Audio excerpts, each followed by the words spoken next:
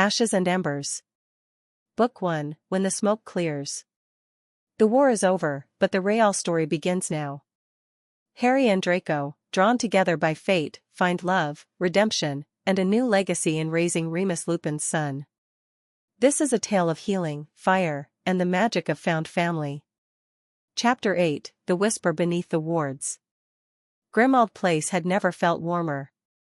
There was laughter in the walls now, Teddy's high-pitched giggles echoing down the staircases, soft music from Draco's gramophone drifting through the halls. Books spilled from every room, toy broomsticks zoomed under tables, and the once dark portrait of Walburga Black stayed curiously silent these days.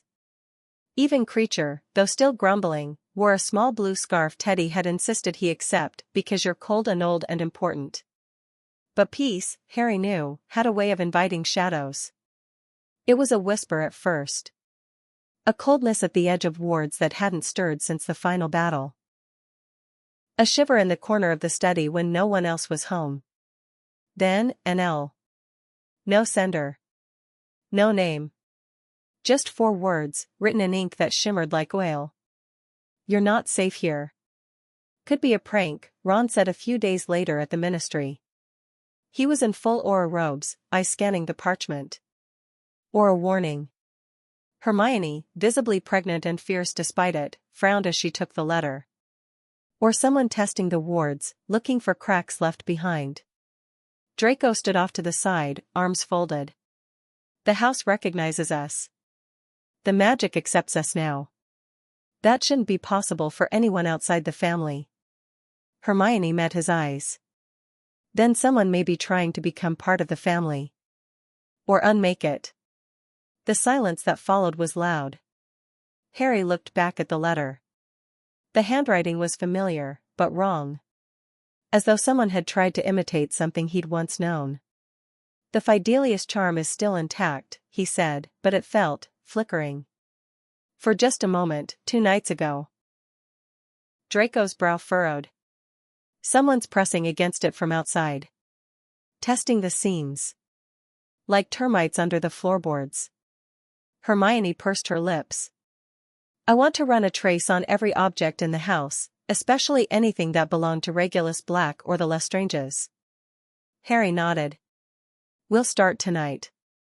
Ron added grimly, and I'll speak to Neville.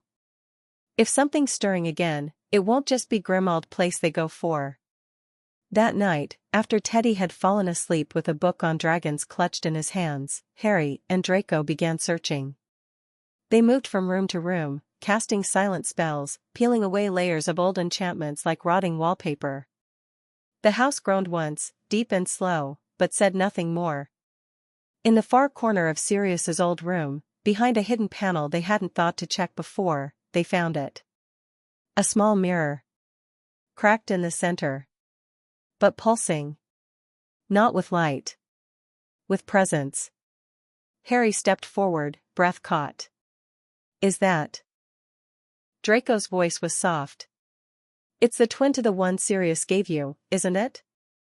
Harry nodded slowly. I thought it was destroyed. Draco reached out, but the moment his fingers grazed it, the room shifted. Not physically. Magically. The wards bent. And from the mirror, a voice hissed. Not loud. Not clear. But enough. You brought a snake into your nest, Potter. The house still remembers. The blood still stains. Draco pulled his hand back like he'd been burned. Harry stared at the mirror. That's not Sirius. No, Draco whispered. That's the house. They sealed the mirror in layers of enchantments, burying it deep in the cellar beneath the ancient brick, behind protective runes even Hermione would have admired. But that night, Harry sat awake long after Draco had fallen asleep, watching the baby monitor flicker beside Teddy's crib. And somewhere in the shadows of the old house, a door creaked softly. Just once. As though something had remembered how to breathe. End of chapter 8.